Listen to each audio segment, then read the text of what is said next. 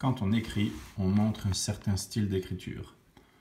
On peut trouver des caractéristiques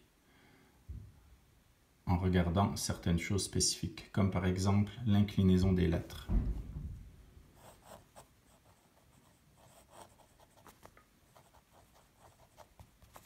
Si on regarde le mot que je viens d'écrire, les lettres sont plus ou moins à la verticale.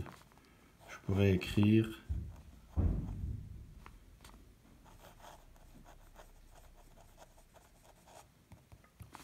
les lettres qui sont penchées plus vers la droite.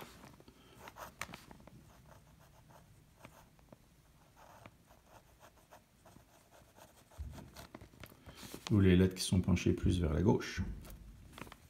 On peut aussi regarder les boucles, comme par exemple les L, les O, les F, les P et les B. Si j'écris mercredi, on va voir que mon E est des fois un petit peu ouvert, des fois un petit peu fermé. On voit aussi mon D qui n'est pas tout à fait fermé à la fermeture ici en haut du D. Il y a une petite boucle ici. Des gens, ils écrivent des fois beaucoup plus ouvert, avec des lettres plus rondes, des L qui sont très ouverts, ou des L qui sont très fermés, ou des L qui, des fois c'est juste une ligne. Les O, les O, les P, les P, les B, différentes boucles. Même sur les R, des fois, il y a une petite boucle en haut du R. C'est une autre chose qu'on peut observer. Une autre chose qu'on peut observer avec le style de l'écriture, ce sont les barres sur les T. Goutte.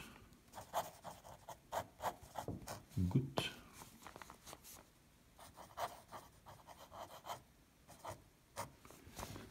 Vous voyez que la personne qui écrit de la main gauche, quand elle écrit, elle va poser son crayon et elle va faire un trait vers la gauche. Donc là où il y a contact, c'est plus foncé que ici, là où il y a le crayon qui se soulève. Ici, c'est une personne droitière qui a écrit. Elle commence à poser le stylo ici et elle fait le trait vers la droite. Alors ici, c'est le contact et ici, c'est là où le crayon ou le stylo se soulève.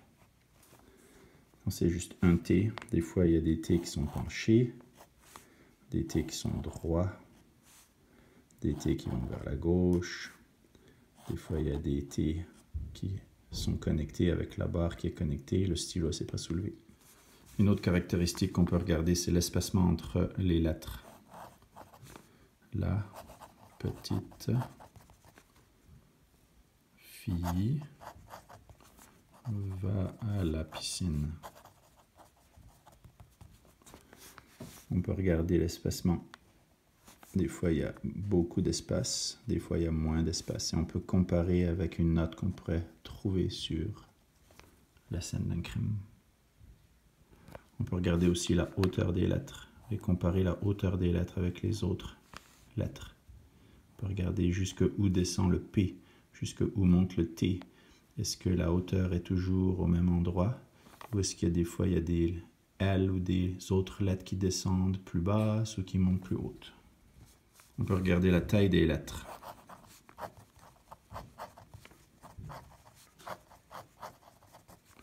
Des fois, il y a des lettres qui sont très grosses et plus petites. Des gens qui écrivent avec des grosses lettres. Des gens qui écrivent avec des toutes petites lettres.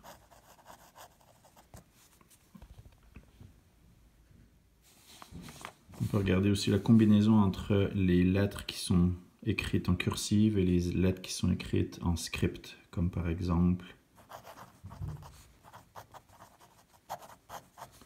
ici j'ai un mélange de cursive, mon P ici en cursive, mon A, mon R, mon E, même pas mon X. Un X en cursive, ça devrait être comme ça. Ça devrait être collé. Mon M ici en cursive, mais ça pourrait être un M script. Mon L, il est en écriture script. Il n'y a pas de boucle. Je ne l'ai pas connecté avec mon P. Alors on peut regarder un mélange entre les différents types de lettres. Ce qu'on peut aussi regarder, c'est le style des lettres finales. Ça s'appelle des fioritures. Fioritures. Les fioritures, c'est le style de la dernière lettre. Il y a des gens qui font des petites lignes qui remontent. Ou il y en a qui arrêtent les lignes. Il n'y a pas de ligne. Ou avec les S. Ou un S comme ça. Ou une très grande fioriture. Avec les F des fois.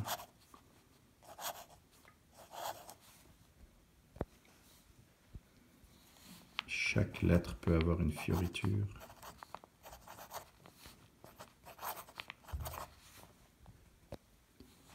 C'est un petit style qu'on se donne ou qu'on ne se donne pas.